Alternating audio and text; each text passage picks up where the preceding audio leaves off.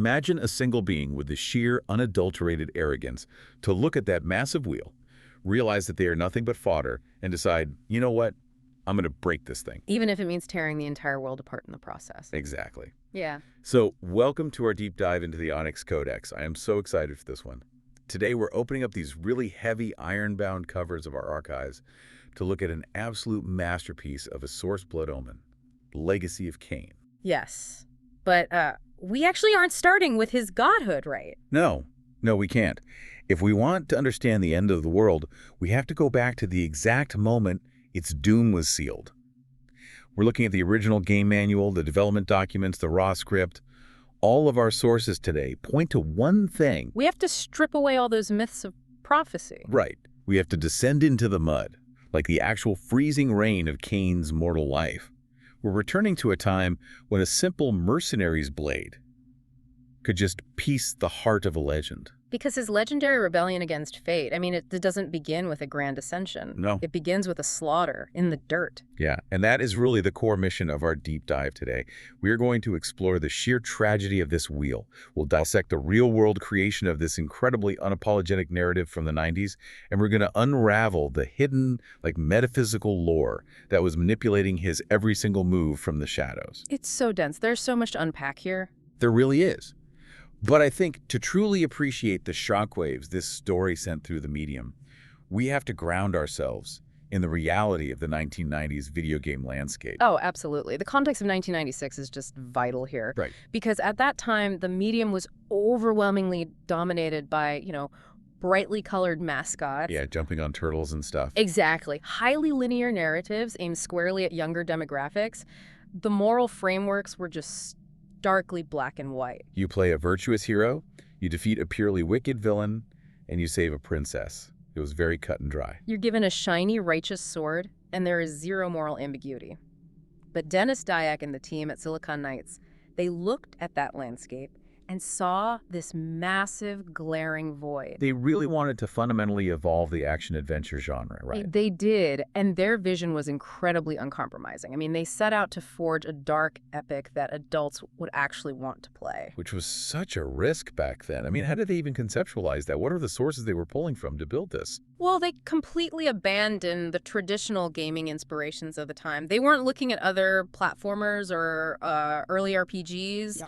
They turned to classical vampire mythology, obviously, but they heavily layered it with the betrayal and fatalism of Shakespearean tragedy. Oh, the Shakespearean influence is so obvious once you hear the dialogue. Right. And they also pulled from the visceral, gritty body horror of Brian Lumley's Necroscope series. Oh, wow. Yeah, and they studied the immense, crushing weight of destiny found in Robert Jordan's Wheel of Time books. I love that. But, the cinematic inspiration is what really catches my attention when looking at their developer notes. They cited Clint Eastwood's film Unforgiven. Which is wild. It is a wild touchstone for a fantasy game. If you think about the character of William Money in Unforgiven, he is not a hero. No, not at all. He's an aging, ruthless killer. He is painfully aware of his own damn nature, and he gets dragged back into violence. Translating that specific flavor of weary, cynical morality into a vampire aristocrat, that was a huge creative risk. It was a monumental risk. I mean, it actively alienated players who were just looking for traditional escapism. Yeah. Kain is thrust into a nightmare, but he has absolutely no desire to save the world. He is highly cynical, deeply arrogant, and he openly disdains the peasantry around him. He really does. Silicon Knights essentially cast the monster as the protagonist and just asked the player to revel in the hunt. Okay, let's unpack this for a second, though. I sometimes struggle with the justification for that design choice. How so? Well, if you make your protagonist thoroughly unlikable, if he views humanity with open contempt from minute one, don't you risk losing the player's emotional investment entirely? If I don't care about Kain, why do I care about his journey? That's a great question. I think it works because it taps into the psychological appeal of noir fiction. Oh, like a detective story. Exactly. In a classic noir film, the detective is often just as compromised, corrupt, and violent as the criminals he pursues. Right. The engagement doesn't come from idolizing the protagonist's morality. It comes from navigating a broken world through their uniquely cynical lens. Kain is our flawed detective in Nosgoth. That makes a lot of sense. And to realize that specific tone, Ken McCulloch wrote a script that defied every single convention of gaming at the time. The language was intensely mature. It bordered on Gothic poetry. Yeah. Like, most games back in would just give you a text box saying, you found a sword. Right. McCulloch's script would narrate the weapon's history, describing it as, and I'm quoting the archives here, stripping ragged flesh from blood-stained bone. It's so evocative. It really is. The prose was incredibly dense, and I know from reading the behind-the-scenes stuff that this caused panic internally. Oh, I bet. Yeah, the developers were actually terrified that actors wouldn't be able to deliver these archaic, heavy lines without sounding completely ridiculous or, super campy. Which is a totally valid fear when you're dealing with high fantasy dialogue. Right. But that anxiety vanished the moment Simon Templeman stepped into the casting booth. He essentially crystallized the character of Kain in about 5 minutes. Mm-hmm. He brought this commanding Shakespearean bravado to the role. He really did. He perfectly balanced the arrogance of a high-born nobleman with the creeping sadism of a newborn vampire. He absolutely anchors the entire franchise. Templeman's performance makes you, the player, want to inhabit that arrogance. Mm-hmm. But here is the brilliant narrative trick. Before you get to enjoy that power, the game forces you to experience the absolute destruction of that arrogance. Yes. Like, we all know Kain gets assassinated at the inn in Zeekstroll, but what you might not realize is how crucial the indignity of that specific scene is to his entire psychological profile. The subversion of the inciting incident. Let's look at that tavern scene really closely. Let's do it. So Kain is human. He's been traveling for days. He's freezing. He is exhausted. Just a miserable night. Exactly. And he fully expects the deference that is owed to his noble station. Mm-hmm. He's an aristocrat. But instead, the barkeep refuses him service. He casts him out into the bitter cold and warns him that, quote, things come with the night that no sane man would welcome. Which is so jarring because in any standard fantasy narrative, the tavern is a place of warmth, right? It's the safe zone. It's where the hero gathers his party or meets a mentor or accepts a grand quest. But for Kain, it is the site of total social and physical rejection. It strips away his noble privilege in an instant. And what follows is entirely devoid of glory. He isn't fighting a dragon. He is ambushed by mere hired brigands. Street thugs. Exactly. These aren't dark knights or magical beasts. They are just thugs with weapons. Kain fights back, sure, but he is fundamentally just a fragile man. Right. He is beaten down, thrown into the mud of the cobblestone streets, and the last sensation of his mortal life is an assassin plunging a sword right through his heart. He dies bleeding in the dirt, completely powerless. Which makes the transition to the underworlds so incredible, because Nosgoth doesn't offer peaceful rest. No, it certainly doesn't. Kain awakens in this hellish, agonizing dimension. And he is still physically pinned to the floor by the very sword that murdered him. The visual of that is so striking. The pain hasn't stopped. It has just become eternal. It is the ultimate manifestation of shattered pride. He is trapped in perpetual torment, stripped of his title, his life, and his dignity. Yeah. And it is in this state of absolute vulnerability that Mortanius the Necromancer steps out of the shadows. Mortanius doesn't offer salvation, though. Yeah. He offers a Faustian bargain. The power to take revenge. A poisoned chalice, freely offered. And Kain accepts without a second thought. Yeah. I mean, he doesn't interrogate the metaphysical cost of undeath at all.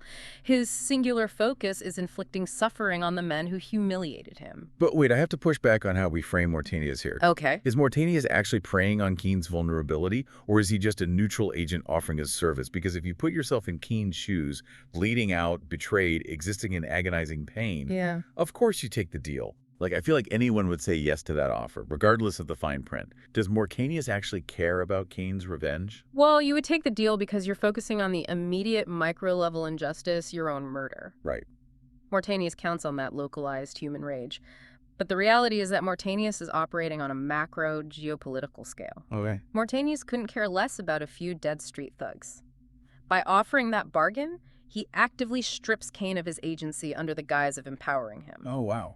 Kain thinks he is making a proactive choice to become an Avenger, but he is actually stepping blindly onto a tightly controlled, preordained track that was laid down by the Necromancer. And the immediate aftermath of that resurrection perfectly captures that illusion of control.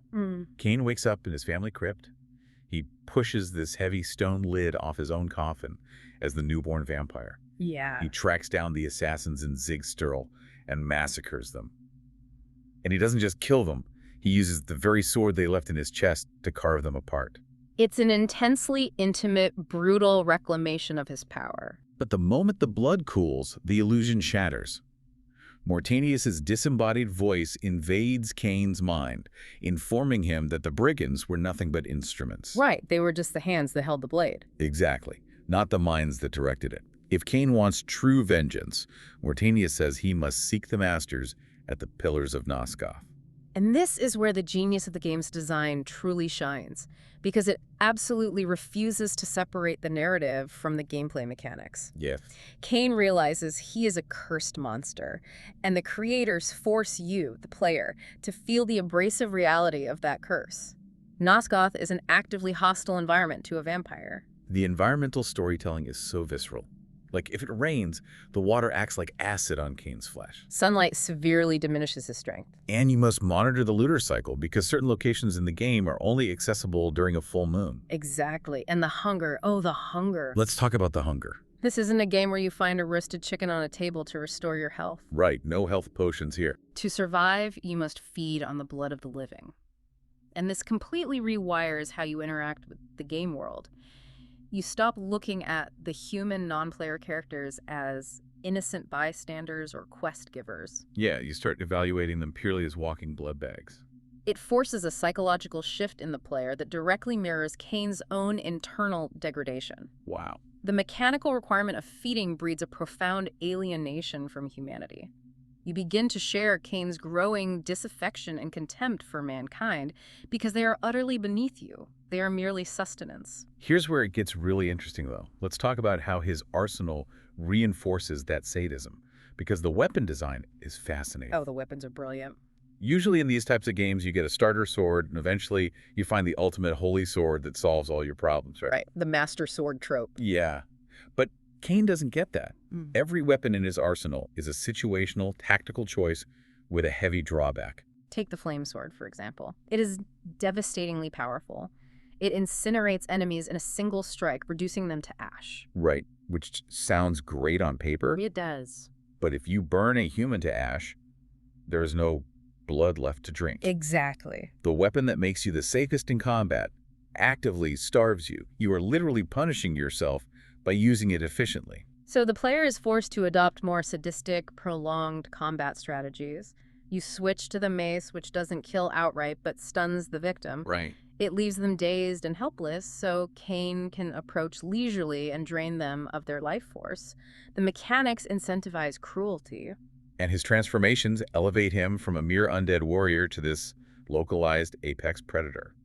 He learns to shift into a bat to cover massive distances. Or a wolf to navigate impassable terrain. He can become mist to render himself invulnerable and just slip right through locked doors. These abilities grant him a supreme mastery over his physical environment. He's no longer bound by the limitations of the human form that failed him in the tavern. Okay, but this is the trap, isn't it? How so? As a player, when you unlock all these forms, you feel invincible. It's like a pawn reaching the other side of a chessboard and turning into a queen. You think you're the most powerful piece on the board. You are drinking the blood of your enemies, shape-shifting at will, surviving the elements. Kain believes he has conquered death. He thinks he is the absolute master of his fate. But an apex predator is still just an animal bound to the rules of his ecosystem. Right. Kain believes he is the master of his fate, but he is completely ignorant of the architects who built the ecosystem itself. The puppet masters. Yes. To truly understand the tragedy of Kain's origin, we must adopt the archivist's meta-awareness.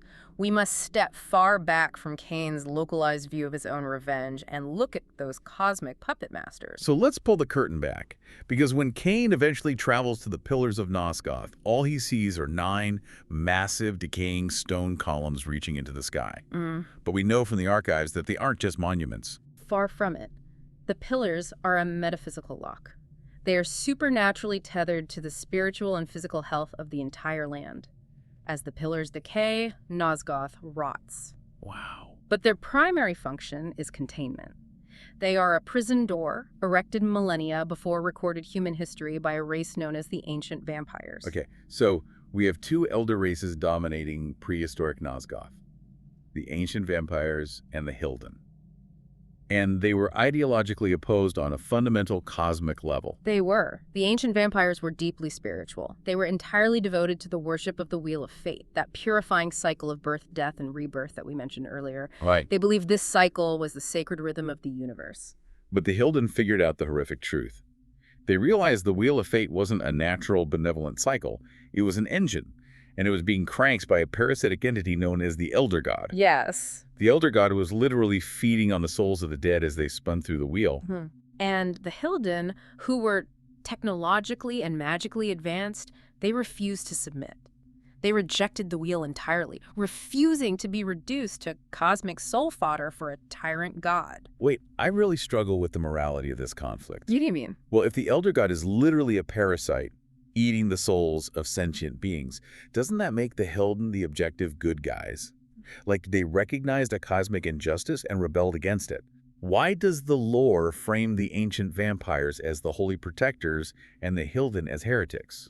Because history is written by the victors, and the victors here were religious zealots. The ancient vampires were so blinded by their devotion to the Elder God that they viewed the Hilden's rebellion as the ultimate blasphemy. They didn't see a parasite, they saw their divine creator being defied. Wow. This ideological schism ignited an apocalyptic holy war that raged for 1,000 years. 1,000 years of slaughter, just to protect a cosmic slaughterhouse. Exactly the tragic irony of it. And the ancient vampires ultimately triumphed. They erected the Pillars of Nosgoth to permanently banish the Hilden from the physical realm, sealing them away in a nightmare dimension that became known as the Demon Realm. Okay. The 9 pillars were the lock, and the ancient vampires served as their guardians. But the Hilden did not go quietly into the dark. As they were being cast into this hell dimension, they weaponized their magic to strike back at the victors. They unleashed a retaliatory curse upon the ancient vampires. And this curse is the linchpin for every single tragedy that befalls Nosgoth. Yeah. The curse inflicted 3 things: an eternal bloodthirst, absolute sterility, and immortality. We must focus intensely on that last aspect, immortality. Right, because usually immortality is a good thing. In most mythologies, immortality is a gift. Here, it is a catastrophic spiritual severance. Because the ancient vampires could no longer die a natural death, their souls stagnated within their bodies. They were permanently removed from the Wheel of Fate. Which means they can no longer feed the Elder God. Precisely. The Elder God is a creature of insatiable hunger. Deprived of the vampire's souls, the entity simply abandoned them. It turned its back on its most devoted worshippers. Left them. Yeah, and the silence of their god drove the ancient vampires to absolute despair. Many of them committed suicide just to force their souls back into the wheel. That is so dark. But the curse of sterility meant they couldn't reproduce either. So the ancient vampires are dying out either by their own hand or in conflict, and they have no offspring to take over their duties as the guardians of the pillars. And if the guardians die out, the magic of the pillars fails, and the Hilden escape. Oh, I see. This is where humanity is dragged into the cosmic crossfire. To sustain their magic, the pillars began spontaneously choosing human infants to serve as the new guardians. So the dying ancient vampires would track down these human children, wait until they came of age, and then abduct them, forcibly turning them into vampires to ensure the guardians remained immortal protectors of the lock. Yes. And as you might imagine, humanity deeply resented being abducted and cursed with a blood-drinking affliction. Right. Over the centuries, human resentment boiled over into a full-scale, bloody revolt. Led by 2 specific human guardians, Mobius, the guardian of time, and Mortanius, the guardian of death. The very same Mortanius. The same Mortanius who brings Kain back from the dead in the Tavern. Exactly. Mobius and Mortanius orchestrated a ruthless rebellion. They exterminated their vampire masters, seized control of the pillars, and claimed Nosgoth for humanity. Which, on the surface, sounds like a massive triumph. The humans threw off the yoke of their oppressive, blood-sucking overlords. But looking at the archives, it was actually the worst possible outcome for the structural integrity of the world. It was a catastrophic error. Because humans are mortal, and their innate magic is fundamentally weaker than that of the ancient vampires. They simply could not adequately maintain the binding that kept the Hilden imprisoned. Over centuries of human stewardship, the magic of the pillars began to fray. The barrier between the physical world and the demon realm began to thin. And the Hilden are just like pressing their faces against the glass, waiting for a crack in the wall. This brings us to the exact moment Nosgoth's doom is sealed, decades before Kain is even born. Okay, set the scene. The barrier thins just enough for the Hilden Lord, an entity of immense malevolent power, to project his consciousness through the void and possess the mind of a human host. And he doesn't just possess anyone. He possesses Mortanius, Yes. the guardian of death, the leader of the rebellion. The Hilden Lord violently hijacks his body. Using Mortanius as a physical vessel, the Hilden Lord executes a masterstroke of sabotage. He approaches Ariel, the guardian of balance, the central and most important pillar, and brutally murders her. Ariel, the ghost that Kain eventually encounters haunting the broken pillars in the game. Yes, that's her. Now, the Circle of Nine is not just a political body. They are symbiotically connected to one another and to the pillars themselves. Ariel's lover was Nupraptor, the guardian of the mind. Right. When Nupraptor discovered her mutilated body, the grief was so absolute, so devastating, that it shattered his sanity completely. And because he's the guardian of the mind, his madness didn't stay contained in his own head. It erupted outward in a massive psychic shockwave that swept over the entire Circle of Nine. Yes. Every single guardian went violently, irreparably insane in the exact same instant. And because the Guardians literally are the pillars, their collective madness instantly poisoned the edifices. The pristine white columns of the pillars of Nosgoth corroded, turning a sickly, cracked gray. Wow. The lock on the demon realm was fundamentally broken, and the land of Nosgoth itself began to sicken and die. Okay, this is the crucial moment of intersection. This is where we connect this ancient cosmic history to the human nobleman bleeding out in a tavern.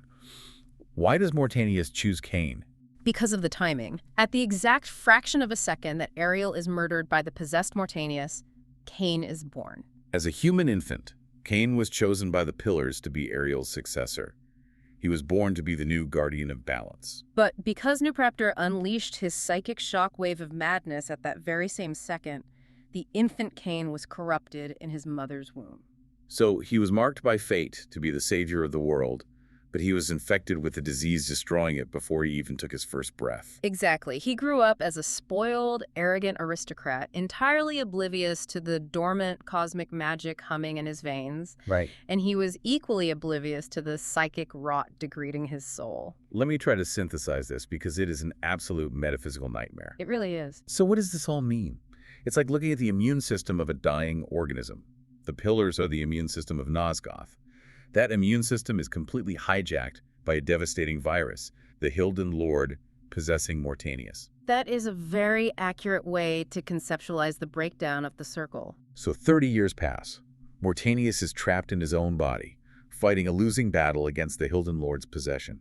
But in a rare moment of lucidity, Mortanius realizes that the only way to reboot the immune system, the only way to heal Nosgoth, is to kill the infected cells. Right. He has to kill the entire corrupted Circle of Nine so that new, pure guardians can be born. But Mortanius cannot do it himself. He is one of the corrupted nine, and the Hilden Lord controlling him would never allow him to restore the lock on the demon realm. So Mortanius acts like a desperate programmer, writing a highly aggressive, ruthless antivirus software. He orchestrates the assassination of Kain, the dormant guardian of balance, in that tavern in Siegstürl. Yes. He throws Kain's soul into the underworld and offers him the dark gift of vampirism. He engineers a vampire because he needs a weapon potent enough, immortal enough, and sociopathic enough to hunt down and assassinate the most powerful sorcerers on the planet. He programs his antivirus Kain with a single overarching directive disguised as personal vengeance. Delete the corrupted files. Slaughter the Circle of Nine. But here is the ultimate crushing irony that Mortanius is fully aware of. Because Mortanius himself is a corrupted file, the antivirus will eventually have to execute the programmer. Yes. And worse, because Kain was infected by Nupraptor's madness in the womb, the antivirus itself is made of corrupted code. It is a staggering manipulation of fate. I mean, Kain believes he negotiated a deal for his mortal soul in exchange for petty revenge against a few street bugs. Yeah. In reality, he was drafted to be a cosmic janitor in a millennia-old holy war he knows absolutely nothing about. It's wild. He is a pawn played by a possessed sorcerer tasked with fixing a broken dimensional lock built by extinct vampires to keep out an alien race of demons, all while a parasitic elder god quietly feeds on the chaos. It fundamentally changes how you view his entire journey. But if we zoom back into the immediate reality of our story today, Kain doesn't know a single detail of this cosmic architecture. He knows nothing. He is standing in the freezing mud outside his family crypt. He is towering over the mutilated corpses of the men who killed him, his hands slick with their blood, holding the very sword that pierced his human heart. He feels like a dark god. He feels like he has conquered death, outsmarted his enemies, and taken absolute control of his destiny. Right. He is utterly blissfully ignorant of the eons of holy wars, soul-eating parasites, and dimensional curses that put the sword through his chest in the first place. His journey is just beginning. He has achieved his vengeance, but the cost was his humanity, and his soul is permanently damned. As his rage cools, the reality of his curse sets in. He still desperately wants to be cured of this vampirism. But to achieve that, he realizes he must follow the necromancer's cryptic command. As he turns his back on Zeke's drill and begins the long trek toward the decaying, twisted columns of the Pillars of Nosgoth, he is stepping directly into a web of deranged sorcery that is actively poisoning the earth beneath his feet. He is walking into a dying world, tasked with slaughtering the architects of its ruin, tragically unaware that he himself is the final corrupted pillar of that very same ruin. When we open the Onyx Codex next time, we will follow our newborn vampire into the poisoned heart of Nosgoth. We will meet a murdered ghost bound to crumbling stone, and we will uncover the horrifying, continent-spanning mandate Kain must carry out. Hunt down and execute the godlike sorcerers of the Circle of Nine. It will be a journey defined by blood, dark magic, and profound systemic manipulation. So I want to leave you with a final thought to ponder till we return to the archives. We've spent this time dissecting how every aspect of Kain's trauma was engineered. But imagine waking up tomorrow and discovering that your entire existence, your greatest heartbreaks, the exact manner of your eventual death, and your deepest, most burning desires for justice were meticulously pre-programmed by unseen forces just to fight their ancient wars. What a thought. If you discover that paralyzing truth, do you point your sword at the enemies they deliberately placed in front of you? Or do you turn your blade toward the ones who built the maze? A profoundly dangerous question to ask in Nosgoth. Until next time, watch your steps, stay out of the light, and remember, the archives never close.